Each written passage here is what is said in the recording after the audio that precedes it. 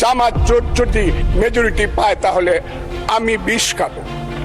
এই কথাটা আমি বলেছিলাম, আমি বিষ খাবো। এই আলবদর রাজাকারের বাচ্চারা এখনো কিন্তু ফজলুর রহমানদের মতো মুক্তিযোদ্ধারা জীবিত আছে। এই দেশে মুক্তিযুদ্ধ হয়েছে, মুক্তিযুদ্ধ সত্য, ৩০ লক্ষ লোক জীবন দিয়েছে, এটাও সত্য। এই যুদ্ধের মধ্য দিয়ে আমরা সেদিন তাদের সঙ্গে যুদ্ধ করেছি। আমার বাড়ির সামনে মব হয়েছে আমাকে হত্যা করার জন্য। সেদিন আমি আজকের পুলিশকে ধন্যবাদ দিব, আজকের মিলিটারিকে ধন্যবাদ দিব। 10 মিনিটের মধ্যে আমার বাড়ির সামনে তারা গিয়ে উপস্থিত হয়েছে আমাকে বাঁচানোর জন্য। অনেক চক্রান্তের মধ্য দিয়ে ইলেকশন হয়েছে। সেই ইলেকশনে তারা কি করেছে, আজকে যারা আমার ডান দিকে বসে আছে তারা কি করেছে, কিন্তু আমরা ভাই ছিলাম নাকি?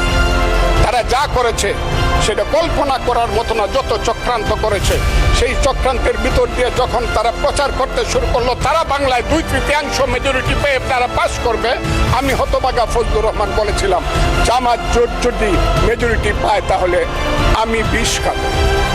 এই কথাটা আমি বলেছিলাম, আমি বিষ খাবো। হ্যাঁ, কথাটা সত্য, আমি বলে যাচ্ছি।